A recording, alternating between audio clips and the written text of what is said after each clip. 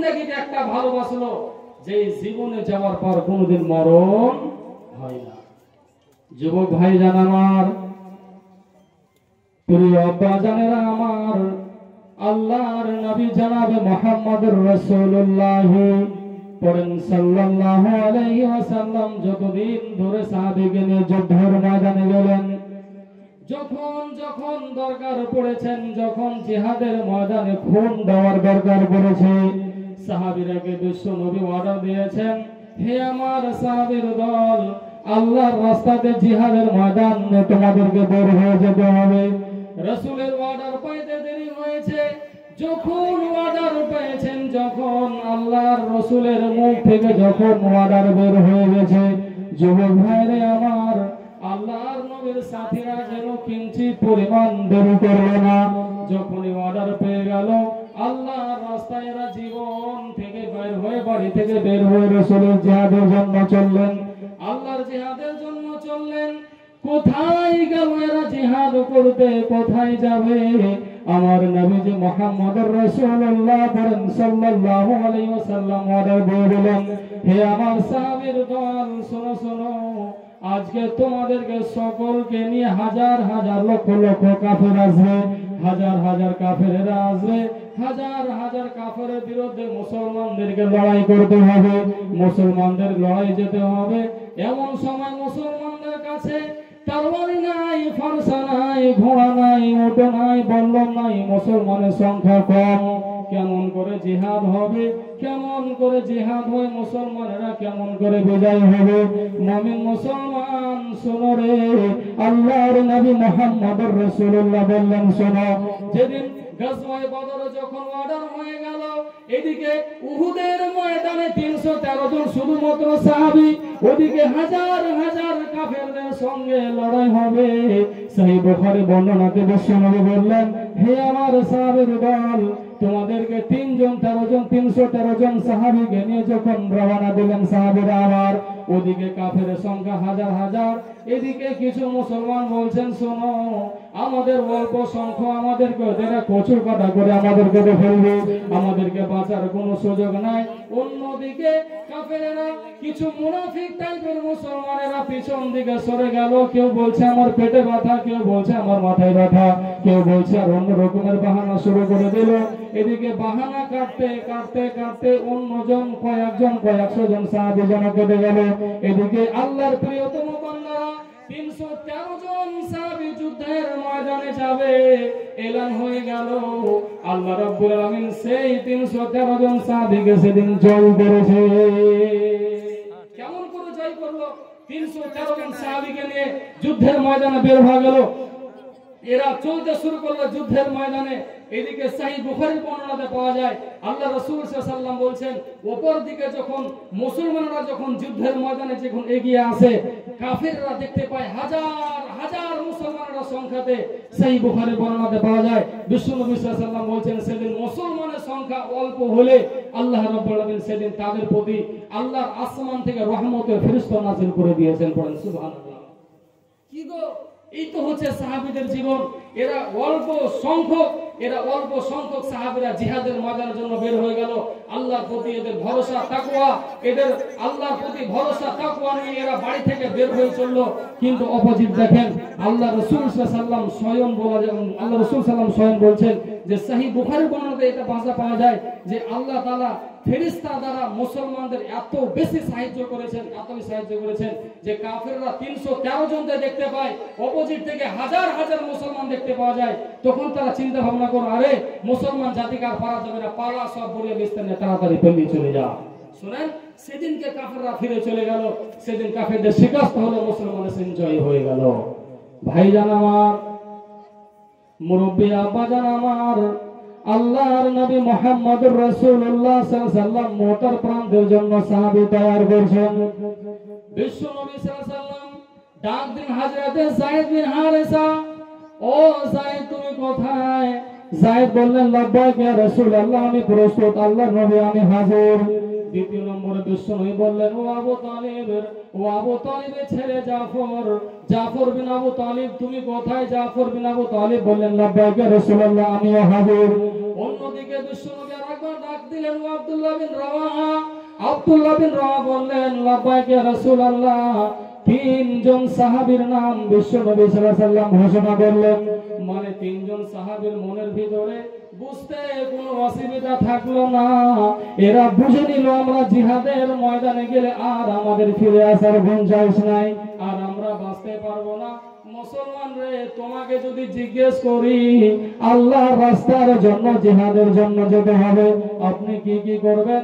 বলবেন, আমার সম্পত্তি আমার কাছে পেয়ারা, আমি তো রাসূলের জিহাদে যেতে পারবো না, আমি তারা তো রক্ত দিতে পারবো না। ও মুসলমান, আল্লাহর নবী মুহাম্মদুর রাসূলুল্লাহ সাল্লাল্লাহু আলাইহি ওয়াসাল্লাম বলেছেন, মুসলমান শোনো, তোমার দিলের ভিতরে যদি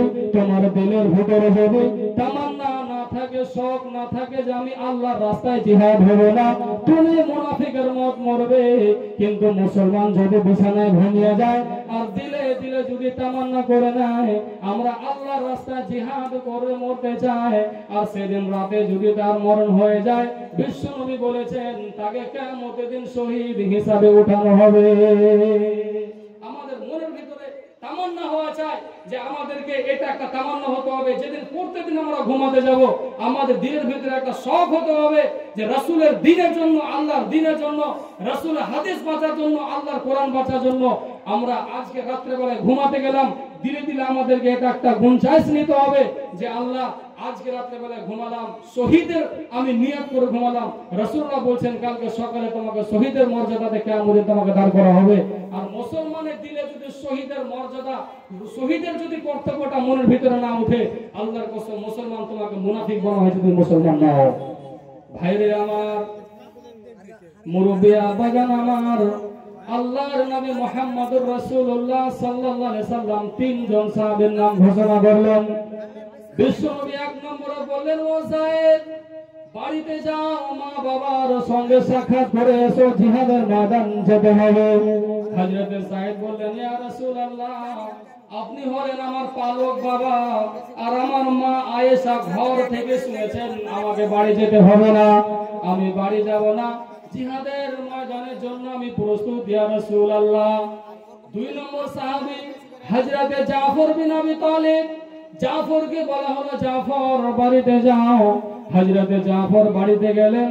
বাড়িতে যাওয়ার পর তার স্ত্রীকে বলছেন, ও আমার প্রাণের স্ত্রী শোনো, বিশ্বনবী আমার নাম 2 নম্বরে ঘোষণা করেছেন। 2 নম্বরে বিশ্বনবী আমার নাম ঘোষণা করেছেন, আমাকে জিহাদের ময়দানে যেতে হবে, কাফেরদের বিরুদ্ধে লড়াই করতে হবে। হাজার হাজার কাফের আসবে, অল্প সংখ্যক মুসলমান আমরা কাফেরদের বিরুদ্ধে লড়াই করতে যাব, ফিরে আসবো কি মরে যাব জানি না। স্ত্রী 2 হাত তুলে আল্লাহর কাছে দোয়া করছেন, রব্বুল আলামিন, আমার প্রাণের স্বামী জাফরকে আল্লাহ গো তুমি গাজী বানায় আমার ঘরের ভিতরে ফিরাইয়া দিও। হযরত জাফর বললেন, স্ত্রী রে, আল্লাহর কাছে বদদোয়া করো না, আল্লাহর কাছে উল্টা দোয়া করো না, তুমি আল্লাহর কাছে উল্টা দোয়া করো না। চলে গেলেন বাড়ি থেকে বের হয়ে। আল্লাহর নবী সাল্লাল্লাহু আলাইহি সাল্লামের সাহাবী হযরত জাফর বিন আবি তালিবের ছোট ছোট কন্যারা, ছোট ছোট বাচ্চারা বাবা যখন বাড়ি থেকে বের হয়ে চলে যাচ্ছেন, কন্যাগুলি আব্বা আব্বা আব্বা বলে চিৎকার করছেন, আব্বা থেমে যাও, আব্বা একটু রুকে যান, আব্বা যান একটু থেমে যান। হযরত জাফর দিলের ভিতরে এত বড় চাতান বেঁধে নিয়েছেন, কলিজার ভিতরে এমন বড় পাটান বেঁধে নিয়েছেন, পিছন দিকে ঘুরে তাকায় না, কে ঘরের পিছনে আমার কান্না করে, আমার কোন ছেলে কান্না করে। বাড়ি থেকে বের হয়ে চলে যায়, এদিকে ছোট ছোট বাচ্চাগুলি আব্বা আব্বা বলে চিৎকার করে, তবু বাবা পিছন দিকে ঘুরে দেখে না, কারা যেন কান্না করে। মুসলমান যুবকরে, আজকে যদি তোমার দরকার হয় কোরআনের জন্য জীবন দিতে হবে, তোমাকে বাড়ি থেকে বের হয়ে যেতে হবে, আযানের জন্য তোমাকে বাড়ি থেকে বের হতে হবে, তোমাকে বেরিয়ে চলে যেতে হবে। জাফর বিন আবু তালিব বাড়ির দিকে ফিরে দেখলেন না, কারা কাটা কবুতরের মতো কান্না করে বাড়ি থেকে বের হয়ে চলে গেলেন, হাঁটতে হাঁটতে চলে গেলেন। আল্লাহর নবী সাল্লাল্লাহু আলাইহি ওয়াসাল্লামের 3 নম্বর সাহাবী হযরতে আব্দুল্লাহ বিন রাওয়াহা। হযরতে আব্দুল্লাহ বিন রাওয়াহা মদিনার একজন সুন্দর যুবক। তিনি নতুন সেদিন বিবাহ করেছেন, তার স্ত্রী নতুন সেদিন বিবাহ করেছেন। তার সেদিন ফুল সজ্জার রাত, সেদিন তার ভাম বিস্তারের রাত, সেদিন তার ফুল সজ্জার রাত। কিন্তু সেদিন ফুল সজ্জার রাত বেচারি মানাতে পারে নাই। বিশ্বনবী ডাক পড়েছেন, হঠাৎ করে চলে গেছেন। বিশ্বনবী তার নাম 3 নম্বরে ঘোষণা করেছেন। হযরতে আব্দুল্লাহ যখন বাড়িতে গেলেন, তার স্ত্রী মধুর কণ্ঠের সুরে যেন কোরআন তেলাওয়াত করেছেন। হযরতে আব্দুল্লাহ ঘরের বাইরে থেকে ডাক দিলেন, আসসালামু আলাইকুম। সালাম দিলেন আর বললেন, ও আমার প্রাণের স্ত্রী, একটা বার তুমি 1 মিনিট কোরআনটাকে বন্ধ করো। বিশ্বনবীর আমার অর্ডার হয়ে গেছে, জিহাদের ময়দানে চলে যেতে হবে। আল্লাহর নবী আমার নাম 3 নম্বরে ঘোষণা করেছেন, রে স্ত্রী আমাকে জিহাদের মাঠে যেতে হবে, একটু বার তুমি শোনো। স্ত্রী ডাক দিয়ে বলছেন, ও আমার প্রাণের স্বামী জান, আপনি একজন সুন্দর যুবক, আমি একজন সুন্দরী মহিলা। আপনি আমাকে হয়তো হালকা নজরে একবার আপনি দেখেছেন, আপনাকে আমি একবার দেখেছি। তবে আপনি একবার ঘরের ভিতরে আসেন, আপনার মুখখানাকে আমি সুন্দর করে দেখিলাম, যাতে কিয়ামতের দিন আমি আপনাকে আল্লাহর কাছে স্বামী হিসাবে যেন শুনতে পারেনি। কি স্ত্রী গো, স্ত্রী বলছেন, প্রাণের স্বামী আপনি আমাকে অল্প দেখেছেন, আপনাকে আমি অল্পটা দেখেছি। আপনি যদি একটাবার ঘরের ভিতরে আসেন, আমি আপনার মুখখানা দেখে কালকে কিয়ামতের ময়দানে হাজার হাজার মানুষ হবে, আমি আপনাকে সেদিন যেন নিজের স্বামী বলে চিনতে পারি। আপনি একটাবার ঘরের ভিতরে আসেন।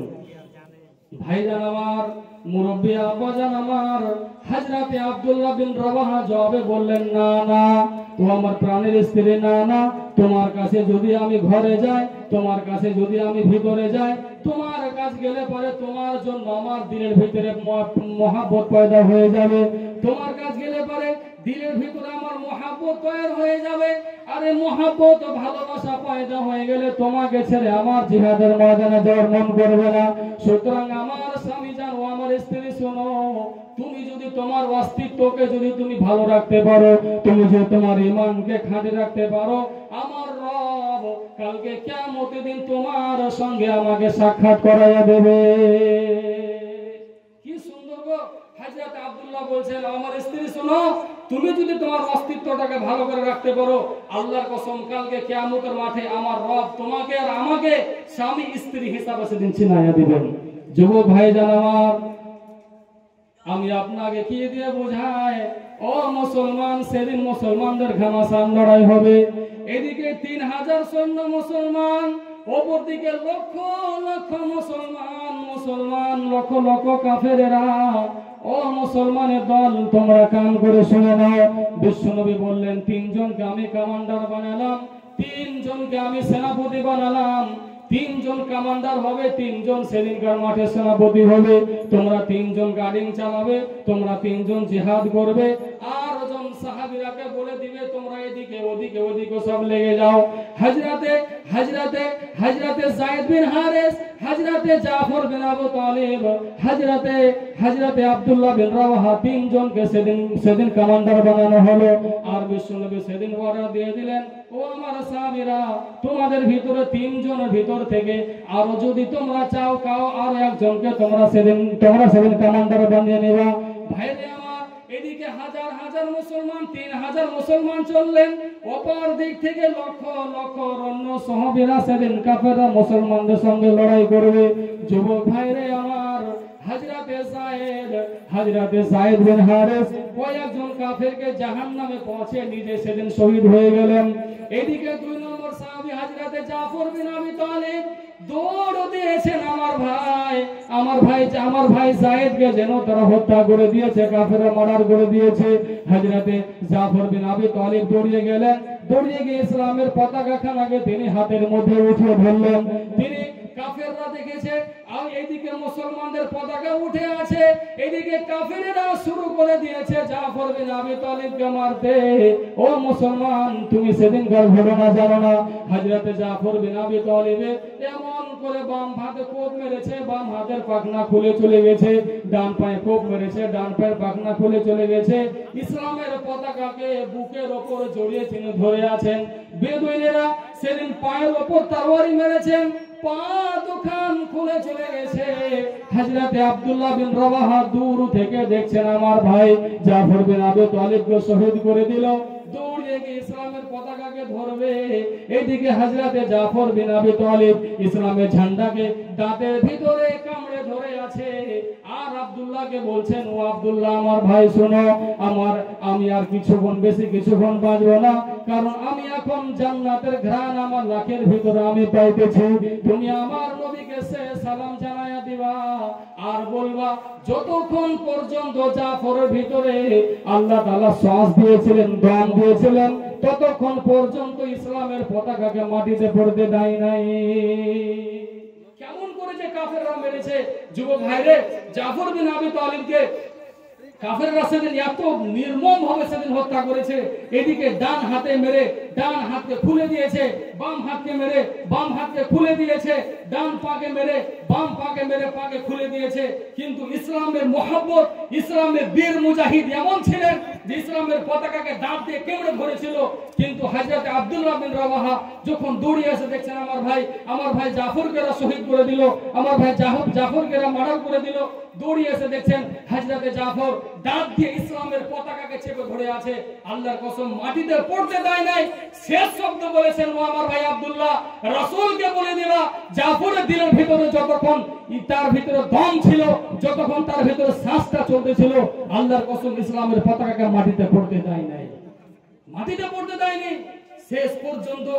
শেষ পর্যন্ত বিশ্বনবী মুহাম্মদ রাসূলুল্লাহ সাল্লাল্লাহু আলাইহি ওয়াসাল্লাম রাতে বলে স্বপ্ন দেখছেন জাফরকে আল্লাহ তাআলা জান্নাতের পাখি বানিয়ে জান্নাতের ভিতরে যেন ঘোরাঘুরি করছেন। জাফরকে সেদিন আল্লাহ রাসূল সাল্লাল্লাহু আলাইহি ওয়াসাল্লাম স্বপ্নের মাধ্যমে জিজ্ঞাসা করছেন, জাফর আল্লাহ তাআলা তোমার সঙ্গে কি ব্যবহার করেছেন? জাফর বলেন, ইয়া রাসূলুল্লাহ, আল্লাহ তাআলা আমার সঙ্গে এত ভালো ব্যবহার করেছেন, আমি আল্লাহর কাছে একটা জিনিস চেয়েছি যে আল্লাহ তুমি আমাকে আবার দুনিয়াতে পাঠাও, আমি আবার শহীদ হব, আবার মরব, আবার শহীদ হব, আবার দুনিয়ায় আসবো। আল্লাহ তাআলা কিন্তু আমাকে চান্স দেয় নাই। যুবক ভাইরে, আপনি কতটা আল্লাহ রাসূলের জন্য, আল্লাহর জন্য কতটা আপনার জীবনকে কুরবান করেছেন। আমি যদি আপনার ক্যালকুলেটর দিতে শুরু করে দিই, আমি যদি আপনার হিসাব দিতে শুরু করে দিই, আপনি হিসাব দিতে পারবেন না। যুবক ভাইরা আমার, ইসলামের জন্য যখন রক্ত লেগেছে, ইসলামের জন্য যখন বাঁচাকে যখন ইসলামকে বাঁচাবার কথা এসেছে, সাহাবীদের কাছে আল্লাহ তাআলা যখনই খুন চেয়েছেন রাসূলুল্লাহ সাল্লাল্লাহু আলাইহি ওয়াসাল্লাম, তখনই এদের তারা তজ রক্তকে ইসলামের জন্য বিলাইয়া দিয়েছে। এরা কিচ্ছু পরিমাণ দুনিয়াকে ভালোবাসতে চায়নি। যুবক ভাইরা আমার, আমরা মনে করে নেই যারা দুনিয়া থেকে শহীদ হয়ে গেছে তারা মনে হয় মারা গেছে। ও মুসলমান, তুমি জানো না শুনে নাও, যত শহীদেরা দুনিয়া থেকে মারা যায়, যত সাহাবীরা মারা যায়, যত নবী রাসূল মারা যায়, যত শহীদ, যত সুহাদারা মারা যায়, এদের শরীরে কোনো কাফন দেওয়া হয় না, এদের শরীরে কোনো কাফন দেওয়া হয় না, এদেরকে কোনো গোসল দেওয়া হয় না, রক্ত আকারে এদেরকে মাটির ভিতরে দিয়ে দেওয়া হয়। আপনি জিজ্ঞেস করেন, মৌলভী সাহেব এটা কেন? এই জন্য যেন কালকে কিয়ামতের দিন শরীরের ভিতর থেকে আল্লাহ তাআলা যেন এদেরকে দেখতে পায় যে শরীর থেকে রক্ত বের হয়ে আসছে, তারা তজ রক্ত বের হয়ে আসছে, আল্লাহর দরবারে জমা হবে। আল্লাহর কাছে কিয়ামতের দিন সিনা টান করে বলতে পারবে যে আল্লাহ তোমার দিনের জন্য শহীদ হয়েছে। আল্লাহ বলবেন, যা তোর শহীদের জন্য তোর জিন্দেগির গুনাহ মাফ করে দিলাম। আল্লাহ তাআলা মাটিকে হারাম করে দিয়েছেন, সাহাবীদের লাশকে খাওয়া, নবীদের লাশকে খাওয়া মাটিকে হারাম করে দিয়েছেন। যত সাহাবীরা মারা গেছেন, যত নবীরা মারা গেছেন, এদের লাশ তখন থেকে আজ পর্যন্ত দাফন আছে। এদের লাশ মাটিতে খায় না, এদের লাশকে মাটিতে খাওয়া, পোকা মাকড়ে খাওয়া আল্লাহ হারাম করে দিয়েছেন। এরা সেফটি আছে, আল্লাহর কাছে জীবিত আছে। এই জন্য আমার রব কোরআনে বলেছেন, ওয়ালা তাকুলু লিমান ইয়াকতালু ফি সাবিলিল্লাহি আমওয়াতুন বাল আহইয়াউ ওয়ালাকিন লা তাশউরুন। মুসলমানরা, তুমি জানো না যারা আল্লাহর রাস্তায় শহীদ হয়ে গেছে তোমরা তাকে মৃত্যু ভেবো না, তারা মারা যায়নি, বাল আহইয়া, নিশ্চয়ই তারা আল্লাহর কাছে জীবিত আছে। ওয়ালা তাশউরুন, তোমার শউর নাই, তুমি সেটাকে বুঝতে পারবে না। মানুষ যেরকম দুনিয়াতে খেতে লাগলে, দুনিয়াতে বেঁচে থাকলে খেতে হয়, আল্লাহ তাআলা সেরূপ তাকে জান্নাতের ভিতরে আল্লাহ তাআলা আসমান থেকে সময় মতো আগে খাবার দিচ্ছে। যুবক ভাইরা আমার, ইসলামের জন্য জিহাদ করে জীবন দিতে হবে, শুধু ওইটা জিহাদ না, আমাদেরকে জিহাদ করতে হবে এখনকার সমাজে কি দিয়ে? আমরা একটা মাদ্রাসা চালাবো, এটা হচ্ছে আমাদের একটা জিহাদ। আমরা ইসলামের ভালো ভালো কাজে আমরা সাথ দিব, আমরা মুসলমানদের কাঁধে কাঁধে দাঁড়িয়ে থাকবো, এটাও হচ্ছে একটা জিহাদ। আমরা মুসলমান যদি জিহাদে এরকম ভাবে যদি আমরা শামিল হতে চাই, মুসলমান যদি আমরা মালি আকারে যদি আমরা শামিল হতে চাই, তাহলে পরে মুসলমানকে মাল দিয়ে, সম্পদ দিয়ে, জান দিয়ে, মালের প্রতি আল্লাহ তাআলা নোকসান করে দিয়ে আমার রব মুসলমানদেরকে সেদিন কিয়ামতের দিন বাছাই করে নিয়ে তার কাছে জান্নাতে প্রবেশ করাবেন। যুবক ভাইরা আমার, অন্য আয়াতে আল্লাহ রাব্বুল আলামিন বলেছেন, ওয়ালা নাবলুওয়ান্নাকুম বিশাইইন মিনাল খাউফি ওয়াল জুই ওয়া নাকসিম মিনাল আমওয়ালি ওয়াল আনফুসি ওয়াত থামারাতি ওয়া বাশশিরিস সাবিরিন। আল্লাহ তাআলা সেদিন মুসলমানদের মুমিনদেরকে 5টা গুণ দিবেন। আল্লাহ তাআলা বলছেন, শোনো, যারা পাক্কা সাচ্চা মুমিন হবে তারাকে আমি আল্লাহ তাআলা 5টা জিনিস থেকে বাছাই করে নিয়েছি। যুবক ভাইরা আমার, আমি যদি আপনাকে বলে দেই আল্লাহ তাআলা কি 5টা জিনিস থেকে আল্লাহ তাআলা বঞ্চিত করেন নাই, মুসলমানকে 5টা জিনিস থেকে আল্লাহ তাআলা পরীক্ষা নিরীক্ষণ করেন, 5টা জিনিস দিয়ে আল্লাহ যাচাই করেন। 1 নম্বর আল্লাহ তাআলা বললেন, ওয়ালা নাবলুওয়ান্নাকুম বিশাইইন মিনাল খাউফি, আমার রব আপনাকে ভয় দিবেন, ওয়াল জুই, আল্লাহ আপনাকে ক্ষুধা দিবেন, ওয়া নাকসিম মিনাল আমওয়ালি, মাল সম্পদ আপনার ধ্বংস হয়ে যাবে, ওয়া নাকসিম মিনাল আমওয়ালি ওয়াল আনফুসি ওয়াত থামারাত, আপনার হাজার হাজার বিঘা বাগান আছে, সব বাগানে জমিগুলি আপনার ছেড়ে হয়ে যাবে, বাগানগুলি আপনার সব শেষ হয়ে যাবে। তারপর আমার রব বলছেন, তোমাকে নফস দিয়ে তোমাকে আমি আল্লাহ পরীক্ষা করব। এত জিনিস থেকে যদি তুমি সামলে যেতে পারো, আমার রব বলছেন, ওয়া বাশশিরিস সাবিরিন, আমি রব তাদেরকে সুসংবাদ তুমি শোনায়া দাও।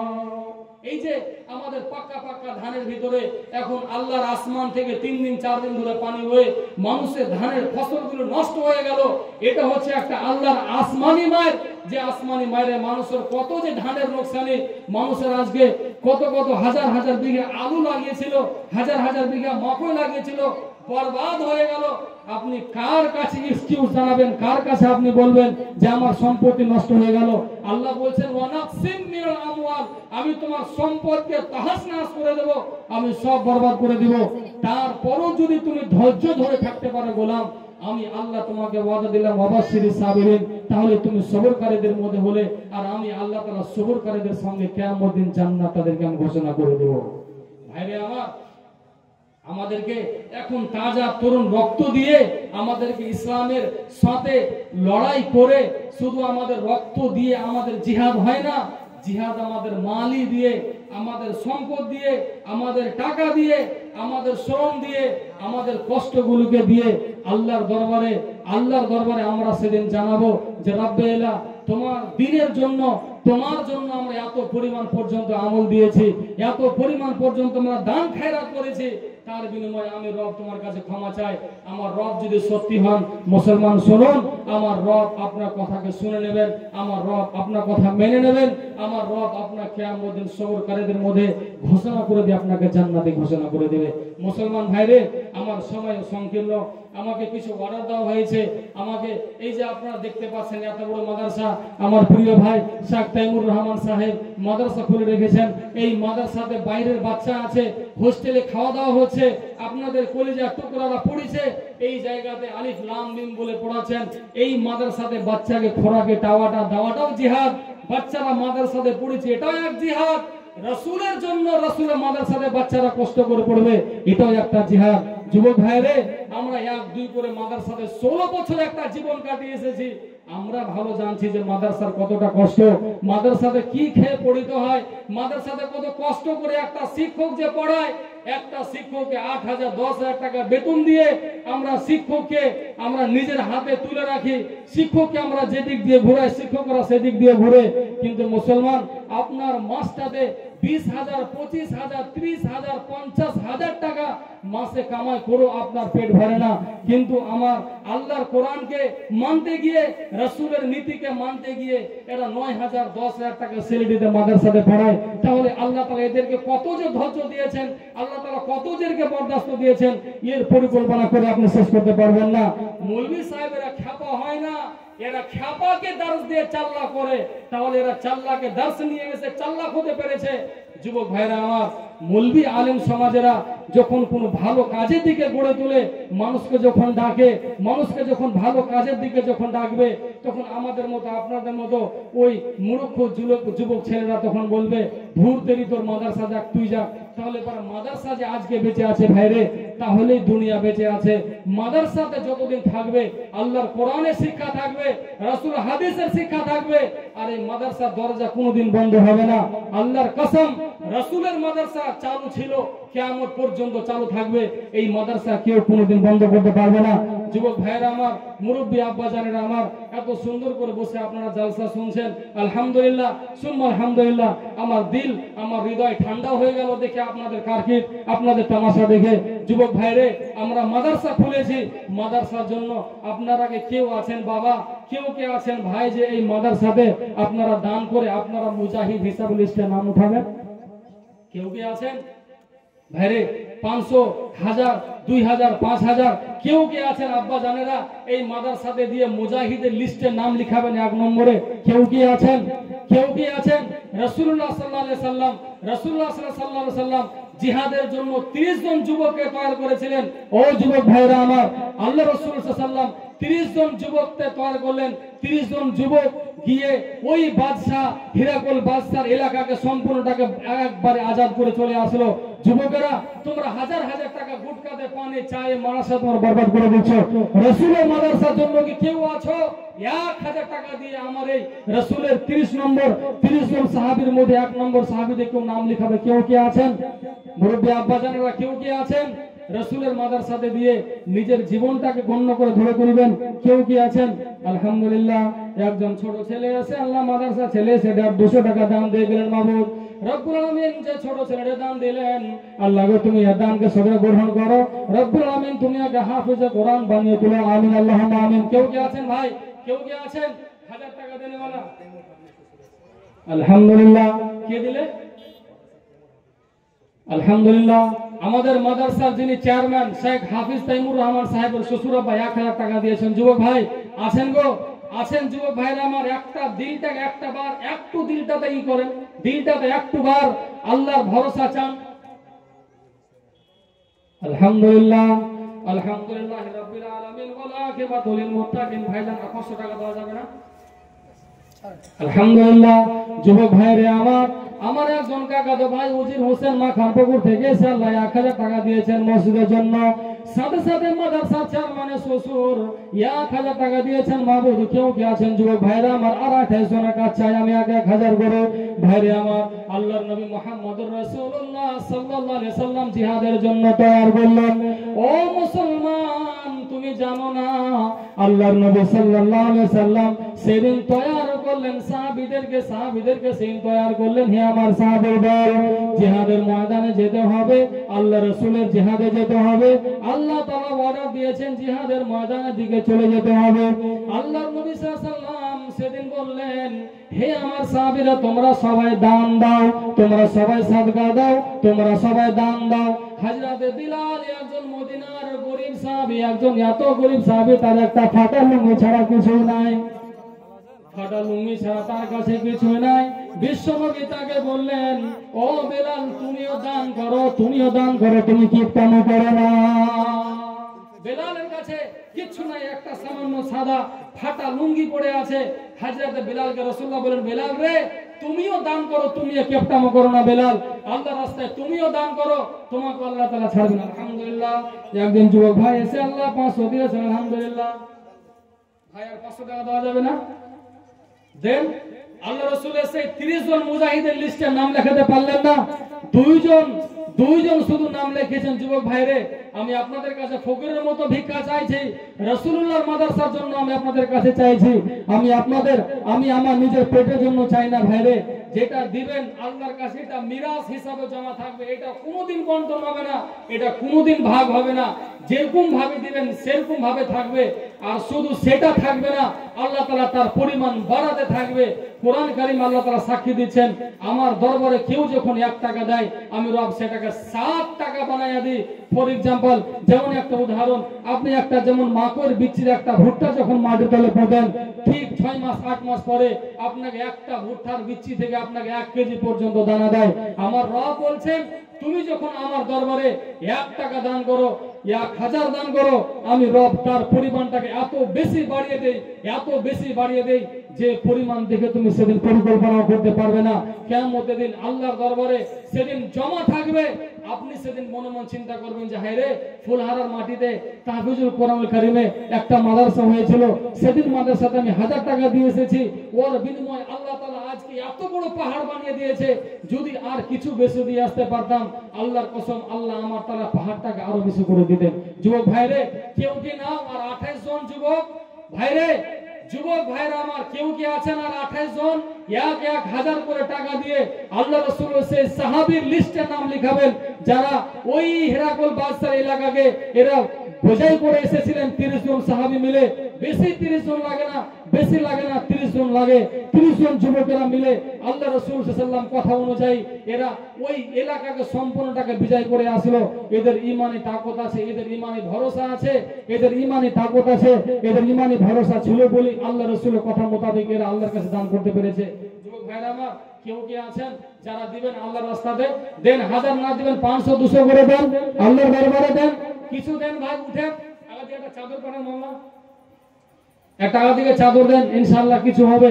আমার ভাইরা মনে হয় 100-200 টাকা করে নিয়ে আসতে লজ্জা পাচ্ছে।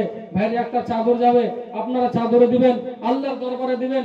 এই দান আপনার কাছে বিফল হবে না, এই দান আল্লাহর কাছে জমা থাকবে। এই দান কোনোদিন আপনার কাছ থেকে আপনার জীবনের লিস্ট থেকে এটা কোনোদিন কেটে যাবে না, এটা স্বয়ং আল্লাহর কাছে জমা থাকবে। আল্লাহ সেদিন সেটা বদলে দিবেন। যুবক ভাইরা আমার, আল্লাহ রাব্বুল আলামিন কোরআনুল কারীমের ভিতরে বললেন, মাসালুল লাযিনা ইউনফিকুনা আমওয়ালাহুম ফি সাবিলিল্লাহি কামাসালি হাববাতিন আমবাতাত সাবআ সানাবিলা ফি কুল্লি সুমবুলাতিন মিআতু হাব্বা ওয়াল্লাহু ইউদাইফু লিমান ইয়াশা ওয়াল্লাহু ওয়াসিউন আলীম। আলহামদুলিল্লাহ, আলহামদুলিল্লাহ রাব্বিল আলামিন, আলহামদুলিল্লাহ, আলহামদুলিল্লাহ। আমার যুবক ভাইরা 100 করে 200 করে 500 করে 700 করে আল্লাহ ফরমা দিয়ে গেলেন। রব্বুল আলামিন তোমার দরবারে এত সুন্দর করে বান্দারা দান করে। মাবুদ রাব্বানা রে, এত রাত্রে গেলে সুপ্রিম কোর্টের দরজা বন্ধ, হাই কোর্টের দরজা বন্ধ, কিন্তু মাবুদ রে তোমার রহমতের দরজা কোনো সময় তো বন্ধ হয় না। আলহামদুলিল্লাহ। আরেকজন জিয়ারুল ভাইয়ের নামে 1000 টাকা দিয়েছেন, আলহামদুলিল্লাহ। রব্বুল আলামিন, যুবক ভাইরা আমার, 30 জনের ভিতরে 3 জন হলো 27 জনকে কেউ আছেন যে আল্লাহর দরবারে হাজার হাজার করে টাকা দিয়ে আল্লাহর কাছে সেদিন জমা হবেন। আলহামদুলিল্লাহ, আলহামদুলিল্লাহ রাব্বিল আলামিন। মুসলমান যুবকরে শুনে নাও, যেদিন তোমার মরণ হয়ে যাবে, বিশ্বনবী মুহাম্মদুর রাসূলুল্লাহ সাল্লাল্লাহু আলাইহি ওয়াসাল্লাম বললেন, ইযা মাতাল ইনসানু ইনকাতা আনহু আমালুহু ইল্লা মিন সালাস ওয়ালাদিন সালিহিন ইয়াদউ লাহু আও সাদাকাতিন জারিয়াতিন মিন বাদিহি আও ইলমিন ইয়ানতাফা বিহি। মুসলমান, তোমার বাবা মারা গেছে, তোমার ভাই মারা গেছে, তোমার আপন জন কেউ মারা গেছে, তুমি তাদের জন্য কিছু করতে পারবে না, তাদের সব আমলে দরজা বন্ধ হয়ে যায়। কিন্তু রাসূলুল্লাহ বলছেন, ইল্লা মিন সালাসাতিন, 3টা কারণে মানুষের আমলে দরজা চলতে থাকে, তার মধ্যে একটা হলো এক সাদকা। আল্লাহ রাসূল বলেছেন, সাদকা করলে পরে মানুষের আযাবে কবর মাফ হয়ে যায়, দান করলে আল্লাহর ক্রোধ ক্ষমা হয়ে যায়, আল্লাহর গুসা, আল্লাহর রাগ কন্ট্রোল হয়ে যায়। এই দানের ভিতরে একটা এমন পাওয়ার আছে, এই দানের ভিতরে একটা এমন ক্ষমতা আছে, যে ক্ষমতা আমার রব দানের ভিতরে দিয়েছেন, অন্য কোন ইবাদতের ভিতরে দেয়নি। ভাইরে আমার, আল্লাহর নবী বললেন, মানুষ যেদিন মারা যায় সেদিন আমরা মাইকের ভিতরে এলান শুনে নেব, অমুক গ্রামের লোকটা মারা গেছে, মাটি হবে, কাফন দাফন হবে, এলান হয়ে গেল। কিছুক্ষণ পর মাটি হবে, মাটি হয়ে গেল। ও মুসলমান, তুমি সেটার ব্যাপার জানো না? তুমি কি একটি বার চিন্তা করেছো 3.5 হাত কবরের ভিতরে কি কি তোমার সঙ্গে হবে? আমরা মনে করে থাকি মরে গেলে মনে হয় সব শেষ, মরে গেলে জীবন শেষ। কিন্তু নবীজি বলছেন, আল্লাহ বলছেন, না না, তোমার খেলা তখন থেকে শুরু হবে।